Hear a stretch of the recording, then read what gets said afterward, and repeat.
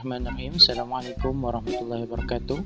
Baik pelajar-pelajar, insyaAllah kita akan masuk kepada bab 4.1 lakaran pictorial. 4.1 lakaran pictorial yang di bawahnya ada subtopik lain iaitu 4.1.1 peranan lakaran dalam reka bentuk. Kita lihat peranan lakaran dalam reka bentuk yang pertama, mempercepatkan pembangunan konsep, memahami beberapa pandangan terhadap sesuatu objek, medium komunikasi pelanggan, eksplorasi visual, dan penyelesaian perincian visual. Dalam mempercepatkan pembangunan konsep, lakaran adalah kaedah terbaik memberikan gambaran kepada orang lain terhadap idea seseorang.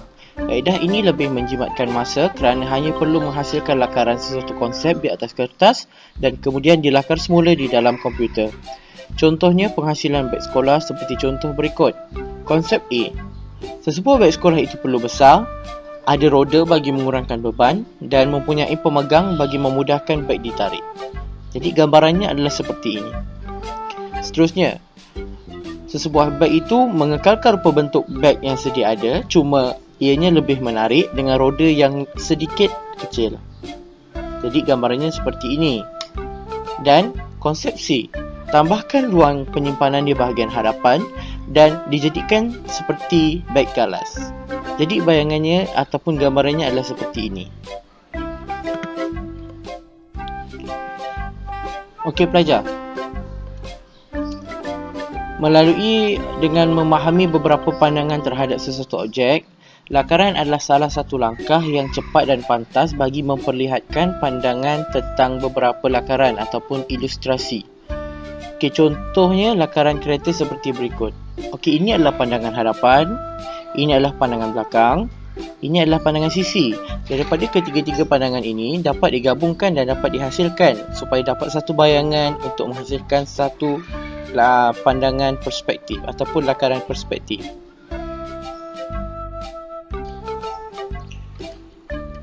Di dalam lakaran juga ianya boleh menjadi medium komunikasi pelanggan.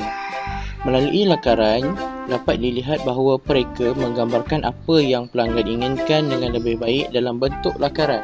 Contohnya seperti lakaran kereta yang berikut.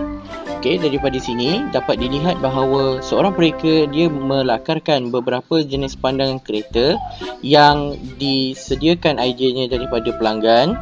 Jadi bila pelanggan minta sesuatu, okey, jadi pelanggan menyatakan konsep yang macam mana yang pelanggan nak kepada mereka, jadi mereka akan lakarkan sebagaimana yang mereka faham dan itu akan ditunjukkan kepada pelanggan untuk mendapatkan hasil yang muktamad dan melakukan penambahbaikan kepada lakaran yang telah dihasilkan.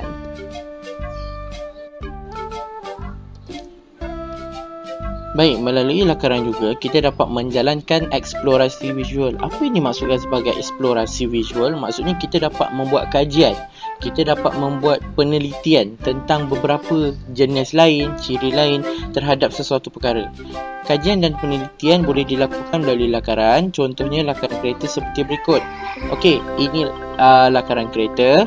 Okey, daripada sini kita dapat membuat beberapa kajian berkenaan dengan jenis side mirror yang ada. Kita boleh melakarkan beberapa jenis side mirror untuk kita tambah baik kepada lakaran itu.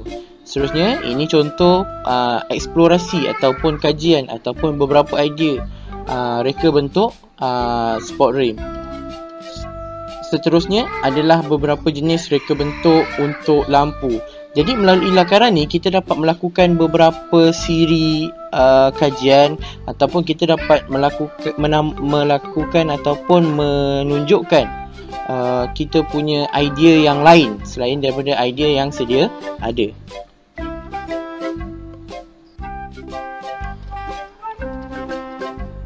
Melalui penyelesaian perincian visual pula, lakaran diperincikan dengan menambah pelbagai elemen, prinsip dan bahan yang akan digunakan.